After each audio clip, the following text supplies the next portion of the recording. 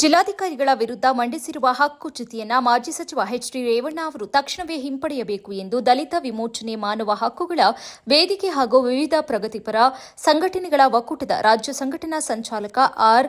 ಮರಿಜೋಸೆಫ್ ಎಚ್ಚರಿಸಿದರು.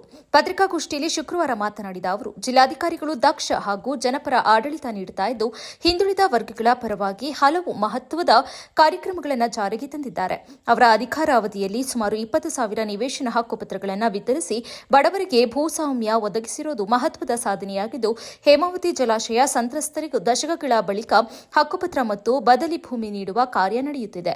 ಇಂತಹ ಅಧಿಕಾರಿಗಳ ವಿರುದ್ಧ ಹಕ್ಕುಚ್ಯುತಿ ಮಂಡಿಸುವುದು ರಾಜಕೀಯ ಪ್ರೇರಿತ ಕ್ರಮವಾಗಿದ್ದು, ಸಾಮಾಜಿಕ ನ್ಯಾಯಕ್ಕೆ ವಿರುದ್ಧವಾಗಿದೆ ಎಂದು ಅವರು ಆರೋಪಿಸಿದರು. ಅದನ್ನು ಪುನಃ ವಾಪಸ್ ಪಟ್ಕೊಳ್ಳಿ ಅಂತ ನಾವೆಲ್ಲರೂ ಮನವಿ ಮಾಡ್ಕೊಳ್ತಾ ಇದ್ವಿ. ಖಂಡನೆ ಅಲ್ಲ, ಮನವಿ ಮಾಡ್ಕೊಳ್ತಾ ಇದ್ವಿ. ಏನಕ್ಕೆ ಅಂತ ಹೇಳಿದ್ರೆ, ಇದುವರೆಗೂ 48 ವರ್ಷ ಆಯಿತು ಮುಳುಗಡೆ ಸಂತ್ರಸ್ತರಿಗೆ 47 ಹಳ್ಳಿಗಳಿಗೆ ಈ ಒಂದು ಹಕ್ಕುಪತ್ರ ಸಿಕ್ಕಿಲ್ಲ, ಸರಿಯಾಗಿ ಭೂಮಿ ಹಂಚಿಕೆ ಆಗಿಲ್ಲ. ಎಚ್ ಆರ್ ಪಿಯಿಂದ ಇನ್ಕ್ಲೂಡಿಂಗ್ ನಾನು, ಇಲ್ಲಿರೋರು, ಅಲ್ಲಿ ಸಂದೀಪ್ ಇರ್ಬೋದು, ಎಲ್ಲ ಮುಳುಗಡೆ ಸಂತ್ರಸ್ತರೇ. ಇಷ್ಟೆಲ್ಲ ಹೋರಾಟ ಮಾಡ್ಕೊಬಂದ್ರೂ ಹಕ್ಕುಪತ್ರ ವಿತರಣೆ ಮಾಡೋಕ್ಕಾಗದಂಥ ಸ್ಥಿತಿ ಜಿಲ್ಲಾಡಳಿತ ಐತಿ. ಈ ಮಾನ್ಯ ಜಿಲ್ಲಾಧಿಕಾರಿಗಳು ಮತ್ತು ಹಾಸನ ತಹಸೀಲ್ದಾರ್ಗಳು ಇವರೆಲ್ಲ ಬಂದ ಮೇಲೆ ಹಳ್ಳಿಗಳಿಗೆ ವಿಸಿಟ್ ಕೊಟ್ಟು ಕಂದಾಯ ಗ್ರಾಮ ಅಂತ ಪರಿಗಣಿಸಿ ಸುಮಾರು 600 ಚಿಲ್ಲರೆ ಹಳ್ಳಿಗಳನ್ನ ಕಂದಾಯ ಗ್ರಾಮ ಅಂತ ಪರಿಗಣಿಸಿ ಇದುವರೆಗೂ 94C ಒಳಗಡೆ ಹಕ್ಕುಪತ್ರ ವಿತರಣೆ ಆದವು. ಎಷ್ಟಪ್ಪ ಅಂದರೆ 2,000.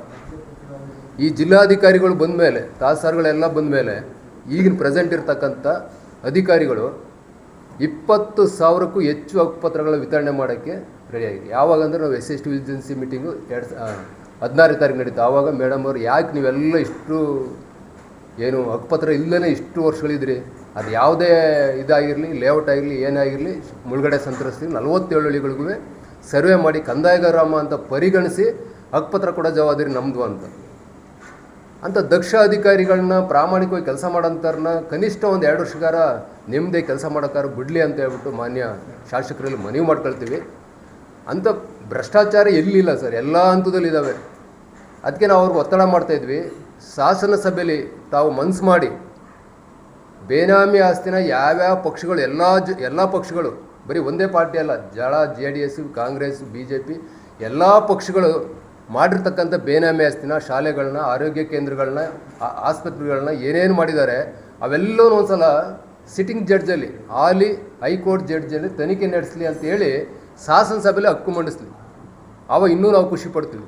ಆವಾಗ ಗೊತ್ತಾಗುತ್ತೆ ಯಾವ್ಯಾವ ಪಾರ್ಟಿಯವರು ಎಷ್ಟೆಷ್ಟು ಭೂಮಿ ಹೊಂದಿದ್ದಾರೆ, ಯಾರ್ಯಾರು ಆಸ್ತಿ ಹೊಂದಿದ್ದಾರೆ.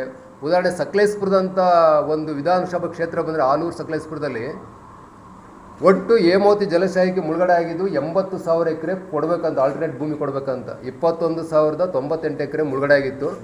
8,000 ಕುಟುಂಬಗಳು, ಮತ್ತು ಅಲ್ಲಿ ಮುಳುಗಡೆ ಆದಂಥ ವ್ಯಾಪ್ತಿ 21,098 ಎಕರೆ. ಅದಕ್ಕೆ ರಿಸರ್ವ್ ಮಾಡಿದ್ದು ಎಷ್ಟು ಅಂತ ಹೇಳಿದ್ರೆ, ಹಾಸನ ಜಿಲ್ಲೆ ಒಳಗಡೆ 80,000 ಎಕರೆ.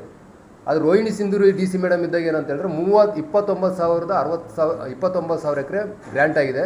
ಇನ್ನೂ 50,000 ಎಕರೆ ಇದೆ. ಎಲ್ಲಿ ಹೋಯ್ತೀವಿ 50,000 ಎಕರೆ? ಅದಕ್ಕೆ ನಾವೇನು ಪ್ರಶ್ನೆ ಮಾಡ್ತಾಯಿದ್ವಿ ಅಂದರೆ, ಸಕಲೇಶಪುರದಲ್ಲಿ ಬಂದಂಥ ACಗಳು, ತಹಸೀಲ್ದಾರ್ಗಳು ಮತ್ತು ಜನಪ್ರತಿನಿಧಿಗಳು ಯಾರ್ಯಾರು ಎಷ್ಟೆಷ್ಟು ಬೇನಾಮಿ ಆಸ್ತಿ ಹೊಂದಿದ್ದಾರೆ ಒಂದು ಕಡೆ ತನಿಖೆ ನಡೆಸಲಿ. ಆ ಥರ ಒತ್ತಡ ತರಲಿ ಇವರು. ಹೌದಪ್ಪ, ಸಕಲೇಶಪುರದ ನಿಜವಾಗಿ ಮುಳುಗಡೆ ಸಂತ್ರಸ್ತರಿಗೆ ಸಿಕ್ಕಬೇಕಾದ ಭೂಮಿ ಸಿಕ್ಕಿಲ್ಲ, ಸಿಕ್ಕಬೇಕಾದ ಹಕ್ಕುಪತ್ರ ಸಿಕ್ಕಿಲ್ಲ. ಇದ್ರ ಬಗ್ಗೆ ಯಾಕೆ ಇದುವರೆಗೂ ಅವರು ಒಂದು ಶಾಸನ ಸಭೆಯಲ್ಲಿ ಧ್ವನಿ ಎತ್ತಲಿಲ್ಲ?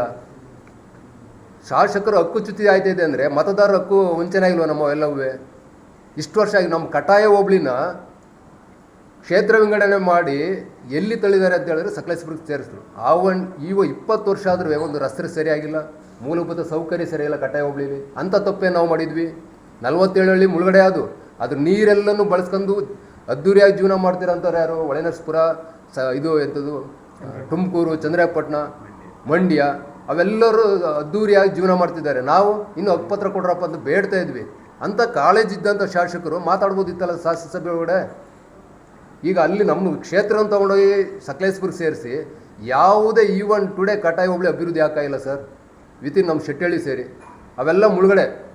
ಅಲ್ಲಿರೋವೆಲ್ಲ ಆಲೂರು ಮತ್ತು ಸಕಲೇಶಪುರ 47 ಹಳ್ಳಿಗೂ ಮುಳುಗಡೆ ಸೇರಿದಂಥವು.